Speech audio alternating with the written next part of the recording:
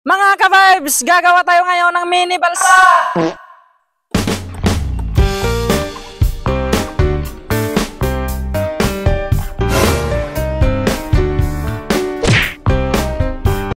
Ano nga ba ang balsa? Balsa is a Carabao-driven cart.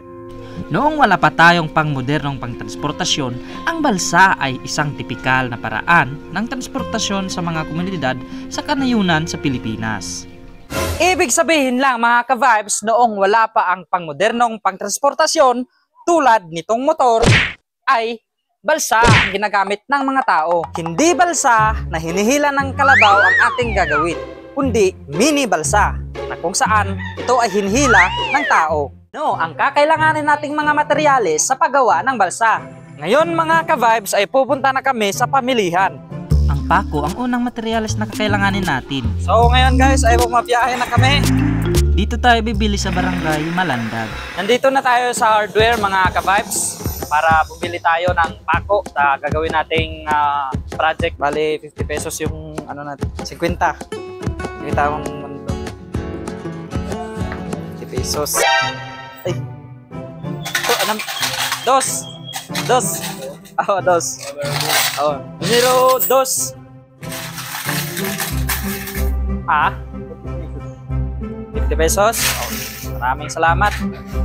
Napakabait ni Kuya guys. Thank you very much. So dito na tayo bibili kapag may kailangan tayo. Meron na tayong pako. Ngayon mga ka-vibes, oras na para maghanap na tayo ng mga kahoy. Kahoy na lang ang kulang dahil kompleto na ang kagamitan natin. Mag-aakyat na tayo. Oh, kabigatin.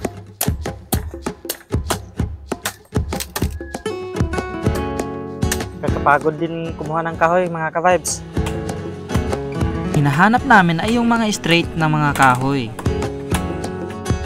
At tinitipon na namin para masimulan na nga ang mini balsa. Base sa sukat ay sinimulan ko ng putulin ang kahoy. Sisimulan na nating pakuin. Pinaka-first na pako guys. Dahil simple lang naman ang gagawin natin mga ka-vibes ay hindi na tayo gagamit ng lagari. Malapit nang mabuo mga ka-vibes ang ating mini balsa. Mga ka-vibes, ilalagay ko na ang magsisilbing dalawang paa ng ating mini balsa. At agad ko na rin itong pinako. Konting-konti na lang talaga at mabubuo na natin ang ginagawa nating mini balsa.